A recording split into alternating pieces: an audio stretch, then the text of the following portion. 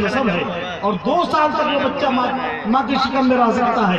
تو جس ماں نے اپنے شکم میں بچے کو 2 سال تک رکھا، اس کے لات مارنے کو، اس کے ہاتھ مارنے کو 4 مہینہ کے بعد تو اس بچہ کی جسم میں روح ڈال دی گئی. اور جب بچہ حرکت کرتا رہا، ماں نے تکلیف برداشت کیا. باپ تو آفسوں میں جاتا ہے، حکمرانی کرتا ہے، گھر میں آتا ہے تو جلال میں آتا ہے، اور ماں بیچاری سہتی ہے، برداشت کرتی ہے، اور بچے کی بوجھ کو لے کر کے ہر کام کو انجام دیتی ہے، ہر حکومت میں گھر کے اندر لگی رہتی ہے. یہ اس کے کمال ہے، یہ عورت کا کمال ہے، اس کا مرتبہ ہے.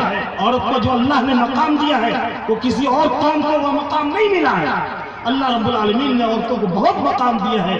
وجہ یہی ہے کہ اس عورت نے کمال کا کام کیا ہے، اور جتنی ذمہ داریوں کو نبھایا ہے وہ مردوں کے بس کی بات نہیں ہے. تو عورت جب اس کے شکم سے بچہ وجود میں آتا ہے، بچہ کو لے لیا جائے اور اس کی آنکھ کے سامنے ذبح کیا جائے، کوئی ماں برداشت نہیں کر سکتی ہے. لیکن فرعونی طاقت، اس کی ظالمانہ حرکت نے عورتوں کو مجبور کر دیا. وہ دیکھ رہی ہے کہ میرا بچہ میرے ہاتھ سے لیا جا رہا ہے، میرا گلاب کا پھول میرے پاس سے جا رہا ہے، میری گود سے چھینا جا رہا ہے اور اس کے سامنے ذبح کیا جا رہا ہے. یہ ایک دن کے لیے قانون نہیں بنا، یہ سال بھر ایسا ہو رہا ہے. 1 سال اور 2 سال کسی بھی بنو اسرائیل لڑکے کو باقی نہیں رہنے دیا جاتا. حالات اتنے بدتر تھے. آپ سوچ سکتے ہیں جب لڑکا نہیں رہے گا، نسل باقی نہیں رہے گی، اور آدمی جی کے کیا کرے گا؟ جیتا ہے تو اپنے بچوں کے لیے کہ میرے بعد میری نسل چلے گی، میرے وارثین پیدا ہوں گے، گھر کے رکھوالے ہوں گے، باغ اور زمین کے وارث پیدا ہوں گے. لیکن بچوں کو جب ذبح کر دیا جائے تو پھر وارث جب ہوں گے نہیں، نسل باقی کہاں سے رہے گی؟ ایسے حالات میں اللہ رب العالمین کیسا نظام بناتا ہے؟ وہ جو دنیا کا خالق ہے، وہ مالک ہے، وہ مجبوروں کی مجبوری کو بھی دیکھتا ہے، مظلوموں کی مظلومی کو بھی سنتا ہے، اور ظالموں کی حرکتوں کو بھی وہ دیکھتا ہے. وہ اللہ کو نظام چلانے والا ہے.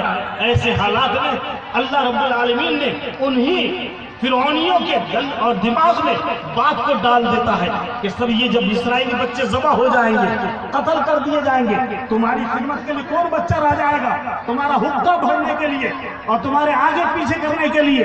پھر تم کہاں سے بچوں کو لاؤ گے؟ یہ تو تمہاری غلامی کر رہے تھے. ان بچوں میں کچھ تو باقی رہنا چاہیے جو تمہاری غلامی کرتے. پلاننگ تبدیل ہوتی ہے. کس سے پلاننگ تبدیل ہوتی ہے؟ اللہ رب العالمین کے ذریعہ پلاننگ تبدیل ہوتی ہے. پھر وہ بیٹھ کر کے سوچتے ہیں ایسا ٹھیک نہیں ہے کہ سارے بچے ذبح کر دیے جائیں.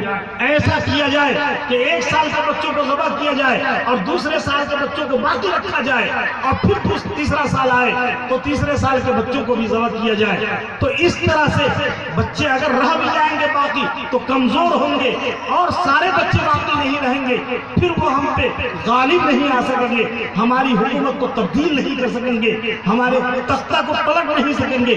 یہ پالیسی طے ہو گئی. اللہ کا نظام تو قائم ہے.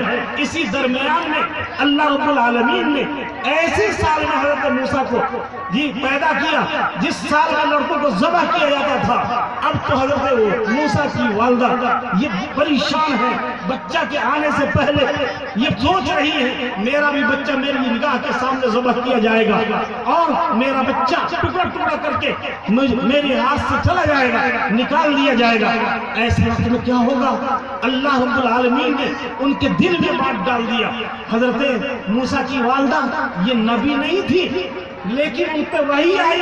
حضرت جبرائیل نے آ کر کہا کہ بچہ جب وجود پا جائے، دنیا میں آ جائے تو تم پریشان مت ہونا. ایک لکڑی کا بکس بنا کے پہلے سے رکھو، بکس کے اندر ڈال کے سمندر کے حوالہ کر دینا.